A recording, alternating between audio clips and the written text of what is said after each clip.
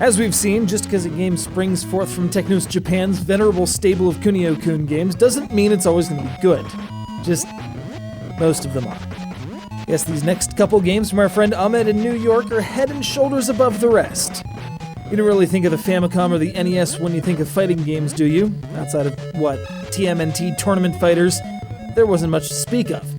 But Kunio-kun's here to fix that, as we enter the world of 2-on-2 street brawling in Nekketsu Kakutou Densetsu, aka River City Ransom meets Hell in a Cell.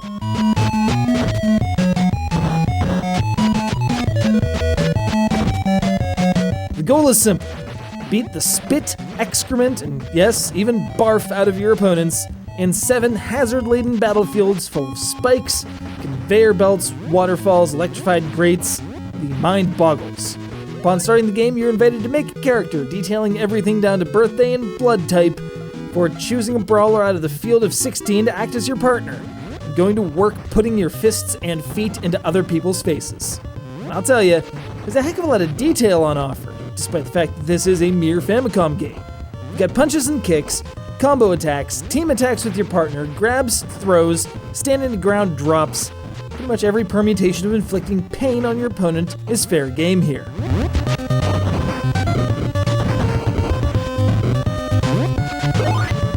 As is typical of Technos Japan titles of this era, you've got an expressive and well-designed group of sprites, which tend to be rather mix and match but to great effect, combined with one of the better soundtracks in the business. Everyone goes nuts about how good Capcom and the like were back in the day, but Technos deserves mention as well for the rousing compositions found in most every Kunio-kun title. And there's the diversity. Each team of fighters handles differently, and after combining that with the number of stages available, pretty impressive for the old 8-bit machine, it's easy to see this as a step ahead, just as Street Fighter II was busy setting the bar much, much higher. Hey, work with what you got, am I right?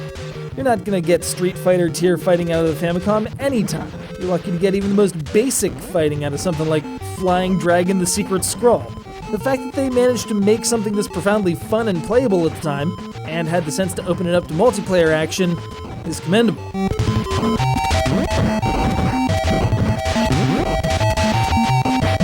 Might not be as immediately recognizable as some of the actual sports titles, and it suffers from flicker to hell and back.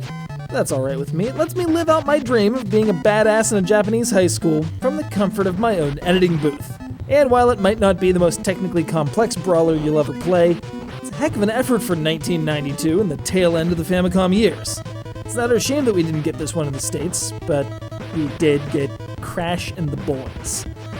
I'd say something like, perhaps there is no justice in the world, but that wouldn't be particularly badass. I'll just hang out over here and electrocute a guy.